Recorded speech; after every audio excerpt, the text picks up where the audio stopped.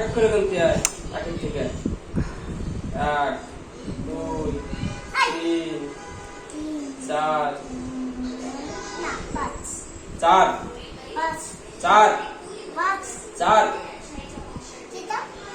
3 এর পর 4 হয়।